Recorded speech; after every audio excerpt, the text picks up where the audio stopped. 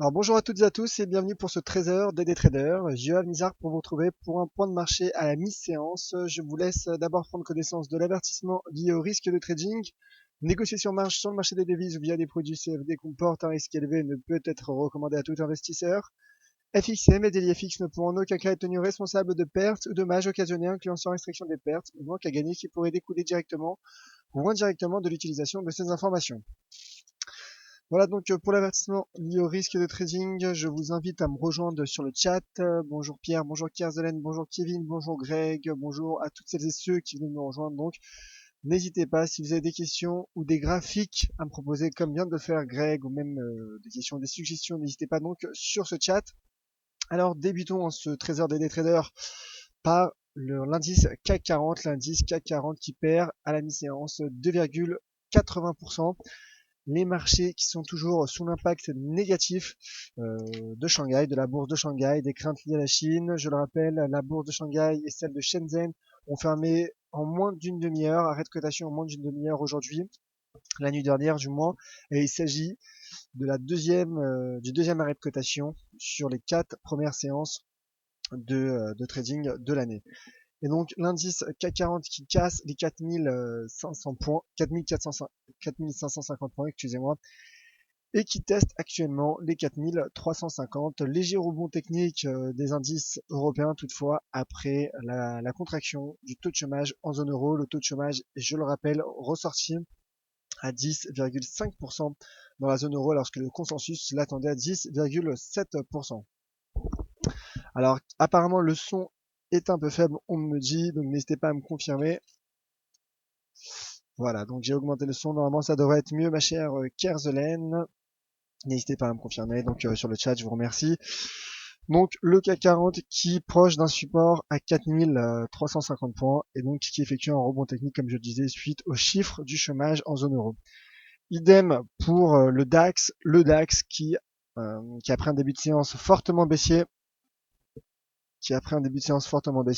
se stabilise pour des raisons macroéconomiques, rebond technique également, légère prise de bénéfices, effet de rachat short, et donc le DAX qui se stabilise donc sur les 9850 points, pardon, mais qui toutefois se rapproche de la prochaine cible à 9745 points. Prochaine cible donc à 9745 points. La tendance est baissière, les fondamentaux sont toujours fragiles.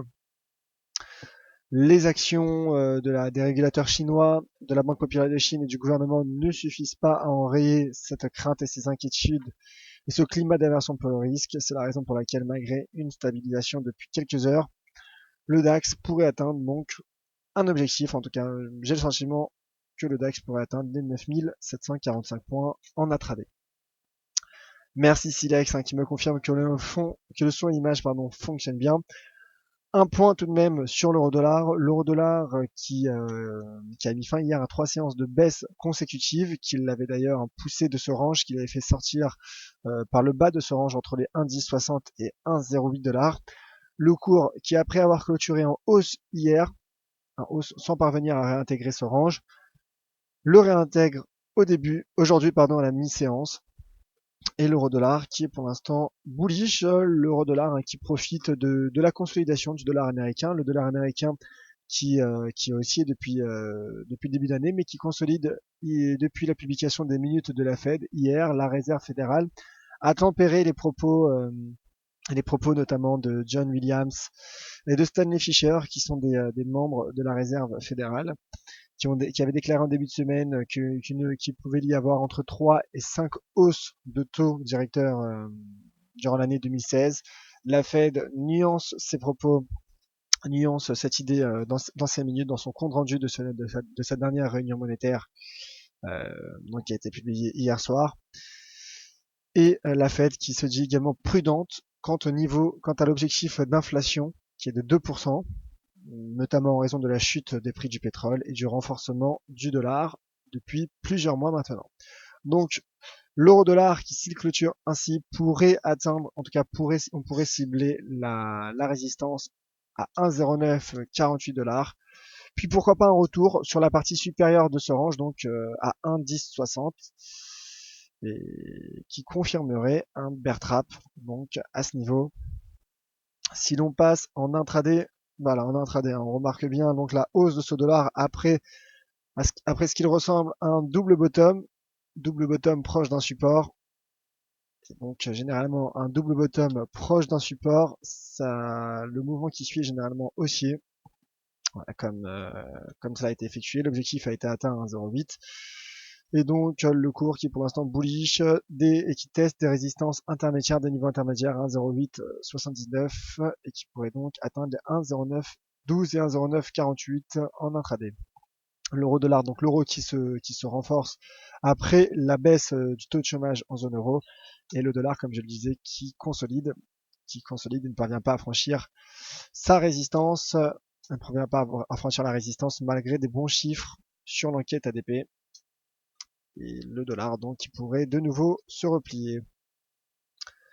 Voilà donc pour la paire euro-dollar, voilà, on voit bien que l'euro-dollar se replie, a du mal donc à passer les 12 220 points sur l'US dollar index. Un mot tout de même peut-être, hein, donc n'hésitez pas, hein, je vois qu'il y a plusieurs questions sur le chat.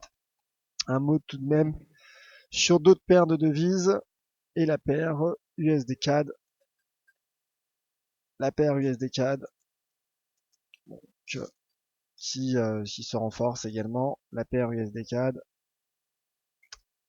Voilà, la paire USD CAD qui teste le seuil à 1,4150. L'USD CAD qui profite de la baisse des cours du pétrole. Le cours du pétrole qui est fortement baissier depuis maintenant plusieurs semaines. Et donc le dollar canadien qui, comme vous le savez, est fortement corrélé au cours du pétrole, car le Canada est, je le rappelle, le 5e exportateur de pétrole au monde. Et cela permet au cours donc d'être sur un niveau de résistance à 1,4150. Voilà donc pour le dollar canadien. Peut-être un mot également sur le GBP USD. Le GBP USD qui poursuit sa baisse et qui passe sous ses plus bas de 2015. Donc à 1,4565. Et donc ma prochaine cible sur le GBP USD à 1,4475. D'ailleurs, l'indicateur de momentum, le RSI, confirme ce biais baissier en franchissant à la baisse la bande 30. Voilà donc pour les paires de devises majeures. Peut-être un dernier mot pour être complet sur les paires de devises majeures et sur les bourses avec l'USD Yen. L'USD Yen qui poursuit sa baisse. Donc d'une part, hein, affaibli par les minutes de la Fed hier soir, comme je le disais, comme je l'expliquais il y a un instant. Et d'autre part, le yen qui est le grand gagnant de ce climat d'aversion pour le risque provoqué par la Chine.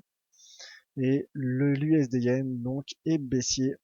Et donc le cours pourrait atteindre un niveau de support important à 1,16 yen.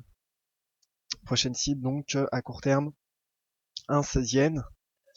Voilà. USD Yen complètement baissier en ce début d'année. Complètement baissier. Et d'ailleurs, malgré un début d'année bullish tout de même pour pour le dollar américain, l'USD Yen l'a quand même emporté depuis le début d'année, puisque le Yen donc se renforce. Le Yen qui est la valeur refuge par excellence, comme expliqué ce matin Vincent Gann. Voilà donc pour les paires de devises majeures, pour les indices européens. Passons à présent aux questions. Alors bonjour Alex, Cédric Métral, Silex, Charba et vous tous donc, qui venez de me rejoindre. Plusieurs questions donc et un graphique de la part de Greg. Graphique de la part de Greg que je poste immédiatement. N'hésitez pas si vous avez des graphiques, hein, c'est une très bonne initiative de la part donc de Greg. Voici une proposition de plan intraday sur le DAX, étant donné que je suis déjà en position vendeur depuis ce matin. Voilà donc le graphique Ishimoku et l'avis de Greg, qui donc apparemment Greg, excusez-moi, est baissier et qui engrange des bénéfices. Donc félicitations mon cher Greg. Donc Greg qui vise un retour pour le DAX sur les 9637 points, 9638 points même. Qui correspond à un objectif, à une extension de Fibonacci. Donc Greg qui est baissier et qui publie également un graphique sur le CAC. Voilà donc pour le CAC. Alors voilà le CAC, donc CAC Ishimoku. Cette fois-ci sur le CAC pour du scalping, pour ceux qui, comme moi, ne seraient pas en position, toute remarque critique sont les bienvenus. Donc voilà. Je vous remercie mon cher Greg qui nous met également un très beau graphique Ishimoku sur l'indice CAC 40 et qui teste donc un support majeur de Fibonacci à 4361 points qui se replie d'ailleurs sur ce niveau. On voit également la formation d'un triangle en M15. Donc c'est du très court terme, hein, du scalping pour en tout cas de l'intraday pour Greg. Et donc zone de retracement possible si cassure du triangle à la hausse. Donc selon Greg, le cours pourrait atteindre la zone entre 4390 points et 4417 points. Voilà, donc n'hésitez pas à nous dire ce que vous en pensez, mes chers auditeurs, de ces graphiques de Greg sur le DAX et le CAC 40. D'autres graphiques justement, et notamment de la part de Tony, qui n'y croyait pas spécialement, Tony. Tony donc qui n'y croyait pas spécialement sur l'euro-dollar. Eh ben, comme le montre hein, Tony, en effet, le cours pourrait atteindre les 1,09 $. Donc pour l'instant, cela confirme mon billet aussi à court terme sur la paire euro-dollar. En tout cas, d'un point de vue technique, hein, il y a un beau canal descendant et un beau rebond sur la partie inférieure qui nous permet de viser la partie supérieure de ce canal. Merci mon cher Tony. Spirit Trader, on continue avec les graphiques. N'hésitez pas, c'est une très bonne initiative Spirit Trader. Et un graphique Ishimoku de Spirit Trader sur la paire euro-dollar. De nouveau, alors Spirit Trader qui donne un point d'entrée de position short, point d'entrée de position vendeuse à surveiller sur l'euro-dollar pour Spirit Trader qui se situe à 1,09 978, donc à ce niveau, donc proche d'une droite de tendance baissière et proche également donc des bandes de Bollinger, de la bande supérieure de Bollinger, et surtout hein, donc Spirit Trader qui voit également, qui anticipe potentiellement un repli sur le Kumo, sur le nuage Ishimoku en H4. Donc pour l'instant Spirit Trader qui est également à très court terme, qui pourrait s'attendre à une hausse jusqu'à ce niveau. Et donc, en effet, proche des 1,09 hein, toujours. Donc, cela remarque bien, cela met bien en évidence mon avis ainsi que celui de Tony sur les 1,09 $. Donc, n'hésitez pas à me dire ce que vous en pensez sur le chat. D'autres questions donc de la part de Kerzelen. Sur le GBP JPY, une hausse prévue sur le mois. Kerzelen donc qui demande le GBP JPY, c'est tout de suite pour ma chère Kerzelen. Juste le temps de placer mon graphique. Alors.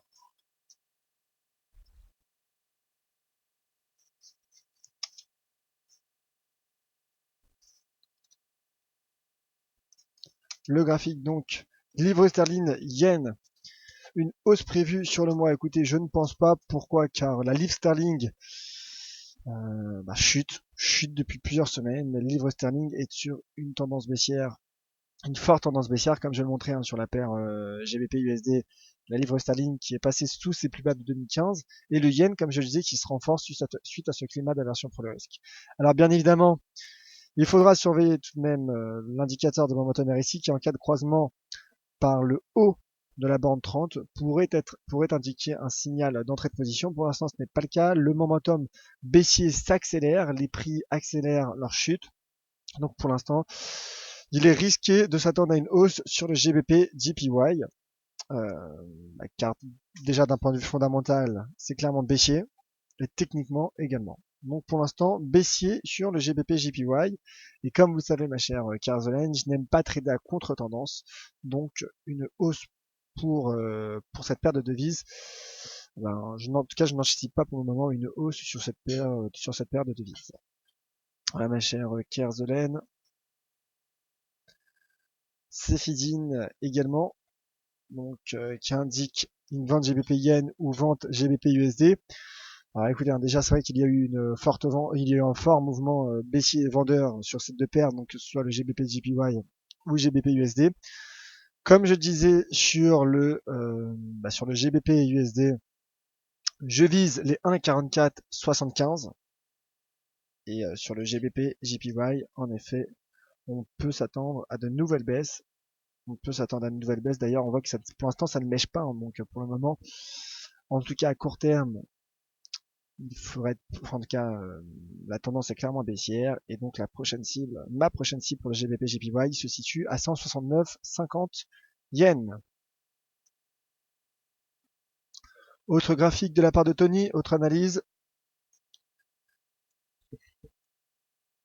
Et sur le FTSE, plan de trading pour le reste de la journée, breakdown uniquement.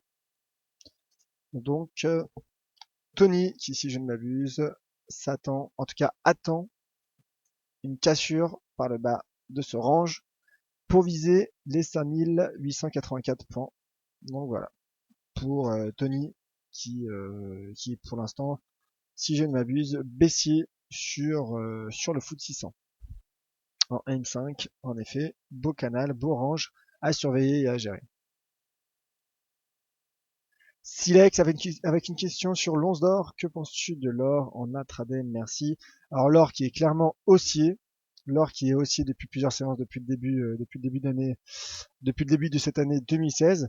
Mais toutefois, depuis quelques heures, on remarque un repli.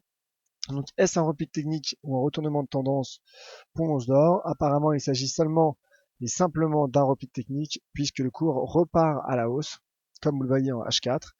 Le cours qui toutefois a du mal techniquement à passer au-dessus du seuil à 1100 points, qui est un support, qui est un pivot décisif, qui est un pivot décisif à court terme. Déjà, le cours n'a plus clôturé au-dessus de ce niveau depuis la séance du 6 novembre. Et donc, un franchissement permettrait de viser en intraday les 1107 $. En tout cas à court terme, au moins d'ici la fin de semaine. Toutefois, en cas de repli sous les 1100 $, on pourrait viser dans les prochaines séances un retour sur les 1095 voire 1085 $. Mais toutefois, l'once d'or profite de son statut de valeur refuge dans ce climat d'aversion pour le risque, notamment ravivé par le vent de panique qui s'est emparé des bourses chinoises la nuit dernière. Voilà, mon cher Silex.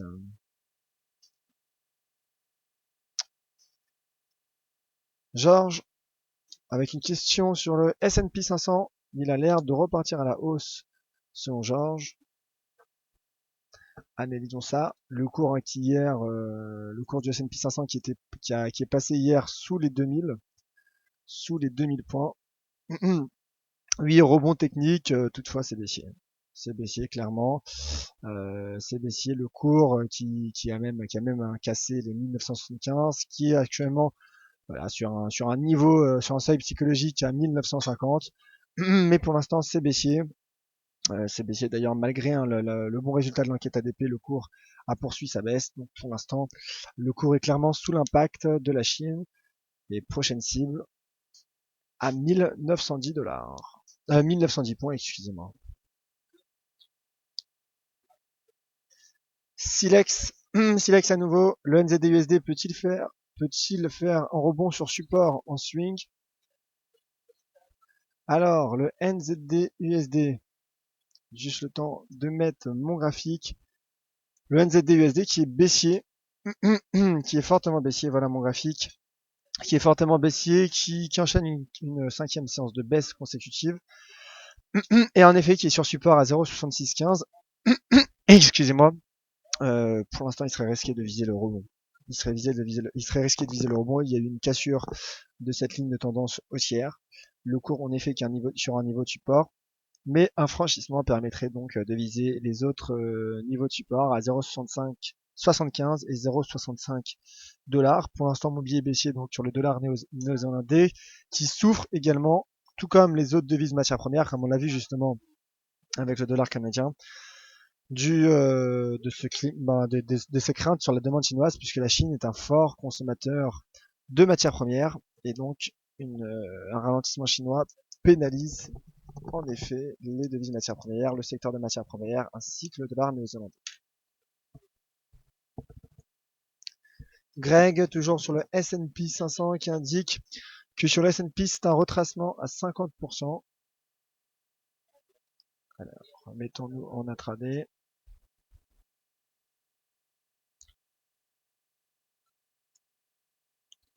En effet, sur le S&P, c'est un retracement très court terme, hein, toutefois.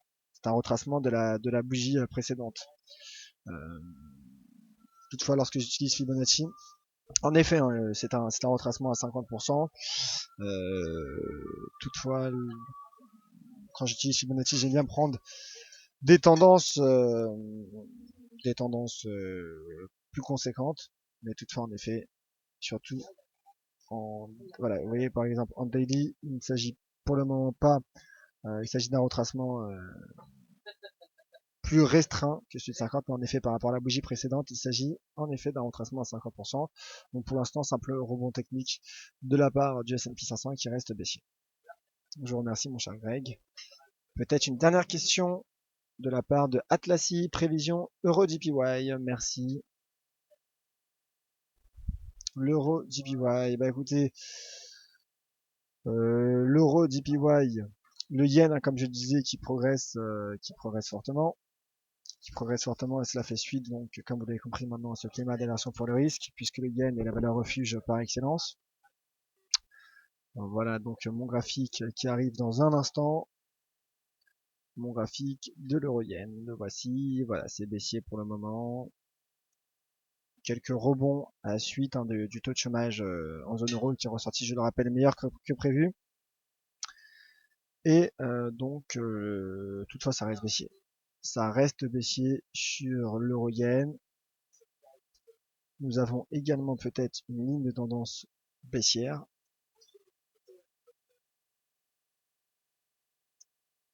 Bon, en tout cas, voilà. Nous n'avons pas trois points de contact, mais en tout cas, cela montre bien la tendance baissière dans laquelle se trouve le cours de l'euro-yen. L'euro qui est également à une échelle moindre une devise refuge, une valeur refuge, mais toutefois le cours de l'euro-yen est baissier. Donc pour l'instant, je vise plus bas. Alors pour trouver des niveaux, des objectifs de cours, ce que j'apprécie, c'est de passer dans des unités de temps supérieures. Alors je vais juste réduire le watermark. Voilà pour le watermark. De façon, voilà, est-ce que ce soit plus clair? Alors en effet, il y a un niveau. Nous avons un niveau sur l'euro-yen. Donc là, déjà le cours teste ce niveau à 126,94, donc proche des 127. Et le cours pourrait atteindre à court terme les 126,15, 126,16. Voilà. À court terme, le cours pourrait de nouveau se replier sur les 126,16. Voilà mon cher Atlassi. De rien par fil, de rien Silex. Merci à vous. Merci à vous tous donc de votre attention. Ce trésor des trésors prend fin.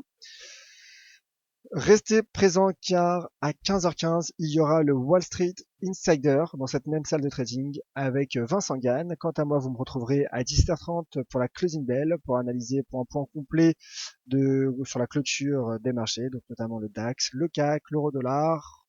Si vous avez d'ailleurs d'autres sujets, n'hésitez pas à m'en faire part, que ce soit sur Twitter ou sur le chat, je serai ravi de vous renseigner.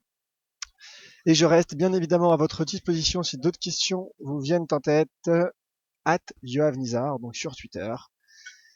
Et une nouvelle fois, merci à vous. C'était Yoav Nizar pour le Trésor des Traders. À tout à l'heure, 17h30 pour la closing bell.